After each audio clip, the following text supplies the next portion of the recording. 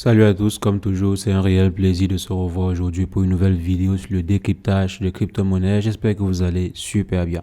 Alors les amis, aujourd'hui, on va voir comment est-ce qu'on peut faire pour sécuriser nos crypto-monnaies en 2024. On sait que l'un des éléments les plus importants dans la crypto-monnaie ou même dans la gestion de portefeuille, c'est la sécurité. Ce n'est pas un élément propre aux crypto-monnaies, mais de façon générale, c'est lié à la gestion des portefeuilles. Quand vous gérez un portefeuille, il faut toujours penser à la sécurité. C'est primordial. Vous ne pouvez pas, par exemple, gérer un portefeuille, que ce soit de crypto-monnaies ou bien d'argent fiat. Vous ne pouvez pas gérer un portefeuille sans penser à la sécurité. Donc, il faudrait toujours penser à la sécurité de ces actifs dans les portefeuilles. Et pour la vidéo d'aujourd'hui, on va penser à la sécurité d'actifs crypto-monnaies. Donc, sécuriser notre portefeuille crypto. Donc, comment est-ce qu'on peut le faire en 2024, sachant qu'il y a énormément de nouvelles tactiques et de techniques de piratage qui existent. Donc, comment est-ce qu'on peut faire pour éviter de perdre son argent ou bien éviter de perdre ses crypto-monnaies un bon matin ou bien après avoir effectué une ou deux manipulations. Donc, c'est ce qu'on va rapidement voir dans cette vidéo. Si jamais c'est la première fois que vous passez par ici, régulièrement, nous faisons des vidéos sur le décryptage de crypto-monnaies. Si jamais cette thématique vous intéresse, n'hésitez pas. Alors, les amis, comme je disais, on peut avoir des millions en crypto-monnaie, des milliers de dollars en crypto-monnaie, des bitcoins, des Ethereum. Mais si on ne pense pas les sécuriser, il y a de fortes chances qu'on se réveille un bon matin et qu'on ne retrouve plus ces crypto-monnaies-là. Pourquoi? Parce que de nos jours, il existe énormément de nouvelles tactiques pour pirater des portefeuilles ou bien pour voler les crypto-monnaies présentes sur des portefeuilles crypto. Donc, faites très attention les amis pour pouvoir sécuriser au maximum vos crypto-monnaies. Ce qu'il faudrait faire déjà, c'est quoi? Déjà, je vous invite à transférer une bonne partie de vos crypto-monnaies sur un portefeuille froid. Donc, par exemple, une clé physique comme celle-ci, comme les Ledger ou les Trezor et autres. Donc, il y a plusieurs portefeuilles physiques que vous pouvez utiliser. Bon, moi, personnellement, j'utilise des Ledger. Je vais vous mettre le lien d'accès dans la description pour ceux qui voudront également se procurer quelques ledgers. Donc, il y a des ledgers sur lesquels vous pouvez stocker votre clé privée. Donc, généralement, on communique sur les blockchains avec notre clé pour pouvoir chiffrer en fait les communications sur la blockchain. Pour pouvoir sécuriser vos cryptos, vous pouvez très simplement les stocker sur ces dispositifs-ci. Là, c'est une première méthode que tout le monde ou presque connaît. Maintenant, supposons que vous avez une partie de vos crypto-monnaies qui sont également stockées sur des portefeuilles à chaud, comme par exemple MetaMask sur votre téléphone ou bien Trust Wallet. Comment est-ce qu'on peut faire pour les sécuriser, pour sécuriser en fait les cryptos qui se trouvent dessus? Donc, premièrement, il faudrait mettre régulièrement votre application à jour parce que ces applications-ci peuvent souvent présenter des failles de sécurité. Et lorsque les différents développeurs derrière ces applications-ci découvrent ces failles-là, ils font tout pour remédier au problème. Donc, ils apportent en fait des correctifs. Et si après avoir apporté des correctifs, vous ne mettez pas votre application à jour, il y a de fortes chances que des pirates exploitent en fait ces failles-là pour pouvoir pirater vos cryptos. Donc, il faut toujours mettre à jour vos différentes applications de gestion de portefeuille comme par exemple MetaMask ou bien Trust Wallet, Phantom pour ceux qui sont sur la blockchain Solana et autres. Donc,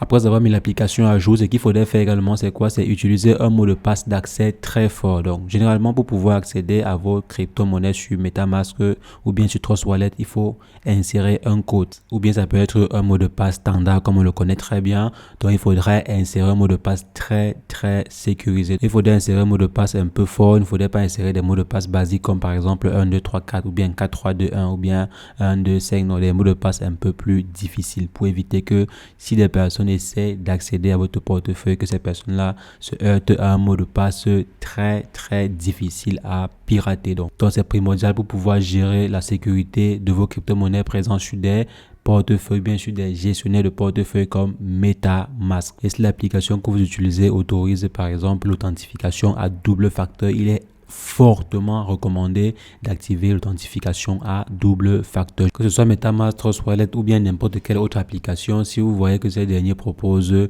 une authentification à double facteur, comme je disais, il est fortement recommandé de l'activer. Plus il y a de couches de sécurité, plus ce sera difficile pour les pirates de vous pirater ou bien d'accéder à vos différentes crypto-monnaies. Et maintenant, comme autre astuce que vous pouvez appliquer pour sécuriser au maximum vos crypto-monnaies, c'est quoi? C'est simplement conserver vos différentes clés privées dans un fichier all-in. Donc, vous voyez souvent lorsque vous créez un nouveau portefeuille, il y a une phrase secrète que l'on vous communique de conserver ou bien que l'on vous demande de conserver en lieu sûr. Je suis sûr que la plupart d'entre vous, vous les conservez sur votre téléphone, dans une application de notes sur votre téléphone ou bien en ligne, quoi. Donc, il faudrait tout faire pour ne pas conserver ces informations-là en ligne. Ou du moins, si vous voulez conserver en ligne, il faudrait mettre cela dans un fichier sécurisé.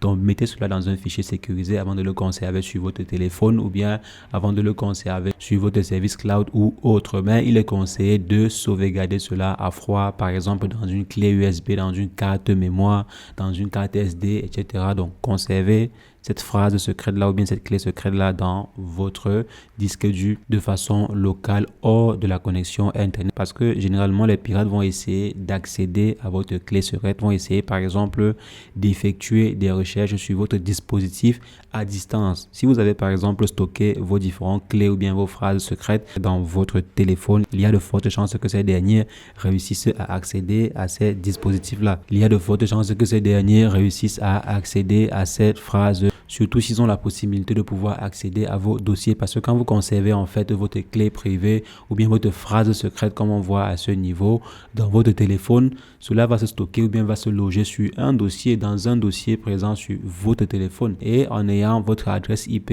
ou bien en ayant certaines configurations, les pirates peuvent accéder à ces fichiers-là et lire vos informations. Donc, évitez de stocker vos clés privées ou bien vos phrases secrètes sur votre téléphone ou bien sur votre ordinateur dans un fichier ou bien document Word là. Donc, évitez cela au maximum pour ne pas vous faire pirater très facilement. Vous avez déjà sûrement entendu parler des piratages de fichiers ou bien piratage de photos, etc. Un pirate par exemple qui réussit à pirater vos photos ou bien pirater vos différents fichiers ou bien dossiers. Vous pensez que ces derniers fonctionnent comment? Donc, ils vont effectuer le même procédé pour accéder aux différents fichiers sur lesquels vous aurez inséré ces phrases secrètes-là si jamais vous les logez dans votre PC ou bien sur votre téléphone. Donc, faites attention. Il est strictement conseillé de ne pas stocker ces phrases secrètes sur votre PC ou bien sur votre téléphone. Donc, stocker par exemple sur une clé USB, comme j'ai dit, carte mémoire que vous allez pouvoir facilement débrancher et mettre hors ligne. Et comme autre astuce, il est fortement recommandé de ne pas utiliser des Wi-Fi publics pour effectuer vos transactions. Supposons par exemple que vous souhaitez effectuer un achat de crypto ou bien un échange, un swapping, une transaction quelconque de crypto-monnaie. Il est conseillé de ne pas l'effectuer dans un réseau public, parce qu'il y a souvent des espions qui scannent des réseaux publics, qui scannent en fait les différentes transactions, bien les différents packages qui sont échangés dans les réseaux publics. Il y a de fortes chances que vous fassiez arnaquer très facilement en effectuant des transactions à travers un réseau Wi-Fi public ou bien à travers un réseau qui est accessible par d'autres personnes que vous ne contrôlez pas. Donc, essayez au maximum d'effectuer vos transactions dans votre propre réseau Wi-Fi ou bien avec vos propres données mobiles. Donc, faites très attention. Et bien sûr, pour finir, on ne dira jamais assez, ne cliquez jamais, mais alors jamais sur un lien que vous ne maîtrisez pas. Ne cliquez pas sur un lien présent dans un mail, ne cliquez pas sur un lien présent dans un groupe Telegram. Ne fournissez pas vos informations, ne connectez pas votre wallet sur une plateforme quelconque pour effectuer des achats de crypto ou bien pour recevoir des airdrops. Attention au airdrop,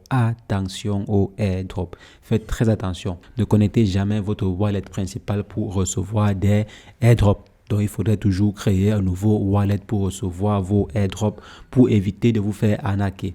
Et surtout, il faut vérifier la plateforme en question ou bien vérifier le projet en question avant de connecter votre wallet. Mais généralement, pour éviter toute arnaque, il faut connecter un wallet vierge pour recevoir des airdrops. Si par exemple, on vous demande de fournir ou bien de vous connecter, si vous avez effectué une bonne analyse et que vous souhaitez néanmoins donner votre adresse ou bien connecter votre wallet, je vous invite à créer une nouvelle adresse avant de recevoir vos différents crypto airdrops. Donc, faites attention aux airdrops, faites attention aux différents liens qui sont présents dans vos mails et également dans des groupes Telegram.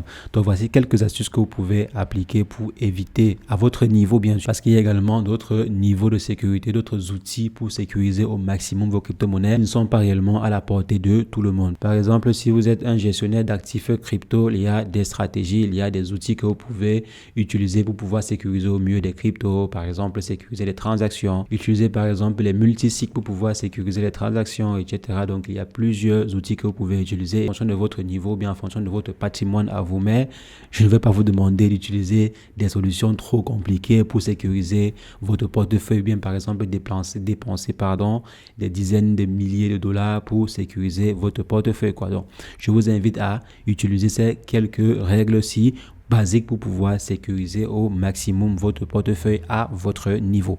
Maintenant, si vous êtes un exchange, si vous êtes par exemple un gros fonds de gestion, alors là, il y a d'autres stratégies adaptées pour sécuriser au maximum les transactions ou bien vos crypto-monnaies. Donc les amis, c'est ce que je voulais partager avec vous. On va se revoir très prochainement pour une nouvelle vidéo sur le décryptage de crypto-monnaies. Mais entre-temps, portez-vous bien. Ciao, ciao.